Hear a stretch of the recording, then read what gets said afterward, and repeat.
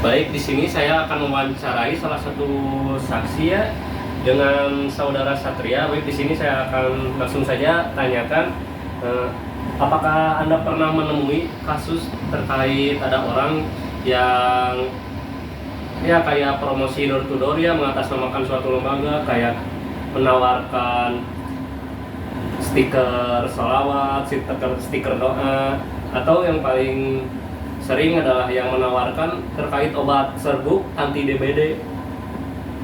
Kalau dibilang sering menemui, jelas gitu ya. Entah itu mah kayak lagu lama lah ya.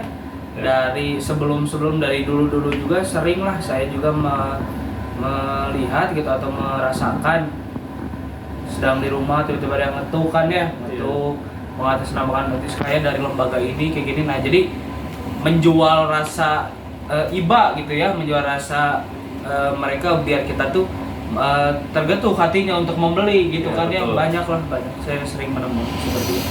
Lalu apakah Anda merasa risih atau terganggu setiap adanya ya orang-orang yang datang? Kadang kan selalu memaksa ya, mengetuk dengan keras sehingga ada orang yang membukakan pintu.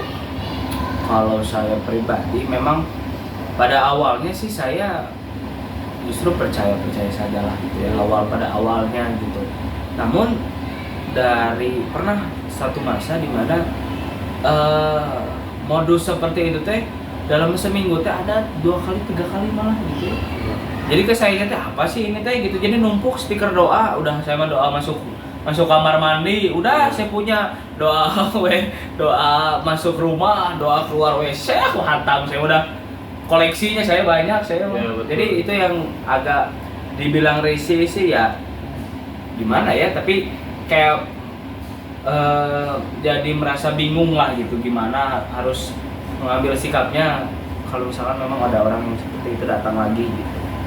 Baik, apa respon Anda terkait adanya yang ya apa sih respon Anda terhadap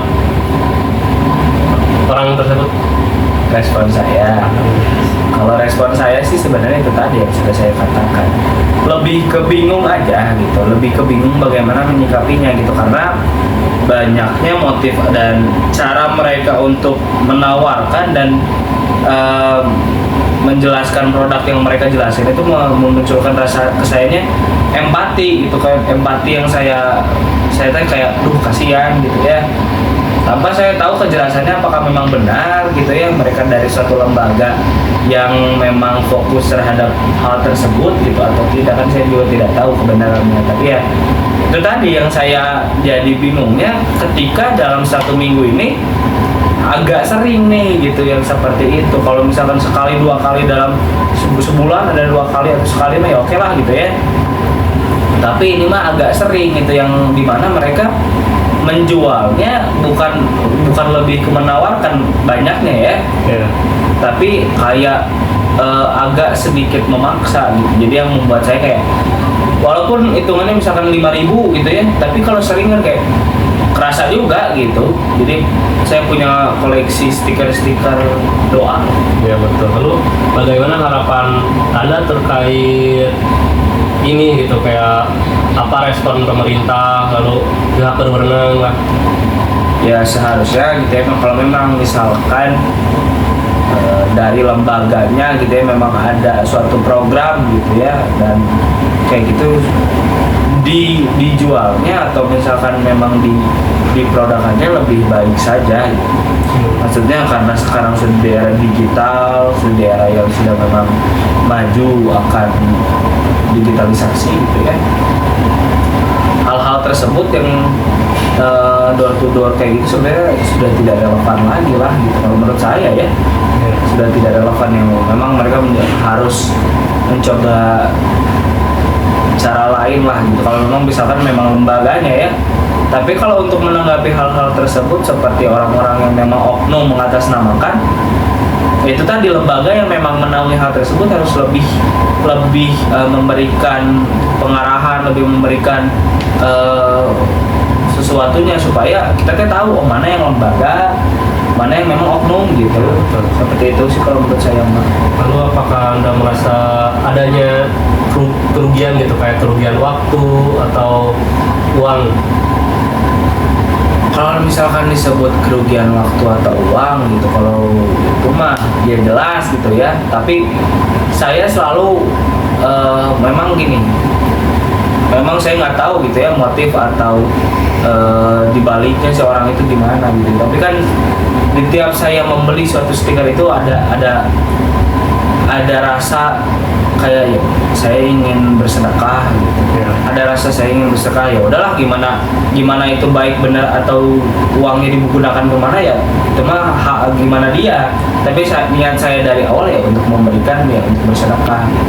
Ya. Kalau misalkan dari situ, tapi kalau memang misalkan saya jadi tahu itu bukan suatu lembaga yang dinaunginya, ya ada rasa kerugiannya, ada gitu, kayak kenapa gitu sih, lebih kayak gitu aja. Lalu respon Anda agar memberitahu lah kepada orang-orang agar lebih waspada atau apa gitu? Respon saya, Ya. waduh, respon saya untuk ya itu tadi saya juga sebagai, kalau misalkan memang itu oknum yang salah ya, saya juga sebagai korban ingin lebih menegaskan aja kepada lembaga yang memang terkait gitu, bahwa lebih memberikan sosialisasi lah. Sosialisasi kalau misalkan seperti tadi, bukan stiker saja, apa yang tadi teh Serbu agar memusnahkan jentik-jentik DBD. nah jadi ya berarti harus pemerintah, seharusnya pemerintah yang memang memberikan program, memberikan suatu pemerintah setempat ya, pemerintah daerah memberikan suatu sosialisasi, memberikan pengarahan dan lain-lain mengenai DBD ini gitu, yang dimana nantinya orang-orang yang seperti itu juga takut gitu, karena sudah ada yang sosialisasi, sudah tahu ada orang-orangnya dan langkah-langkahnya yang tepat gimana, bikin si orang-orangnya takut nih gitu, nggak akan melakukan hal-hal tersebut. Seperti itu sih kalau saya. Ya, betul. Ya baiklah, kita sudah selesaikan saja ya. Terima kasih Pak Satria karena telah memberikan kesaksian. Ya.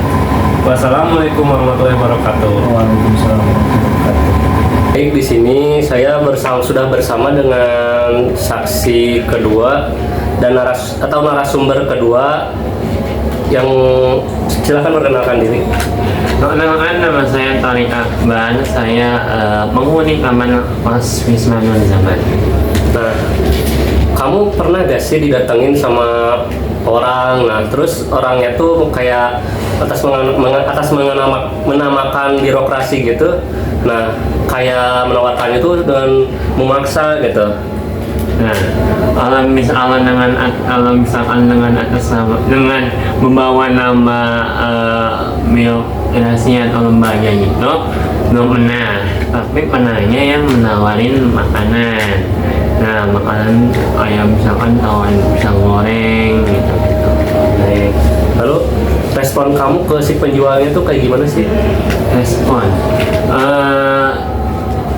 Kalau untuk respon ya, sebenarnya tergantung suasana, tergantung lagi ngapain dulu. Misalkan lagi ada kegiatan, saya lagi ada kegiatan atau lagi ada waktu luang, itu mungkin saya akan biasa aja. Tapi kalau misalkan saya lagi ada sedang mengerjakan tugas atau sedang makan, terus tiba-tiba ada orang datang minta waktunya, itu mungkin cukup terganggu lah.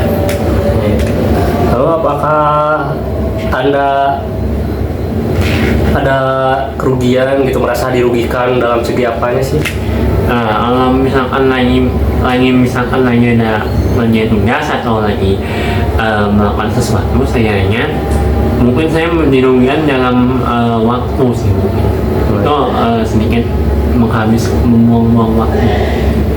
Apakah Anda ada harapan gitu kayak biar ini tuh gak terulang kembali dan lebih ada pemerintah tuh lebih agar gak ada yang kayak memaksa-maksa gitu salesnya tuh?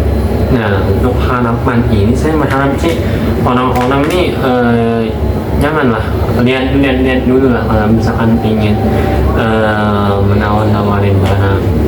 Kalau misalkan menawar-nawarin barang, lihat dulu orangnya lagi ngapain. Jangan kalau misalkan lagi melakukan, lagi ada aktivitas, jangan ditawarin barang dulu mungkin. Baik, terima kasih ya. Segitu saja pertanyaan dari saya. Terima kasih karena sudah mau diwawancarai. Sama-sama Mas.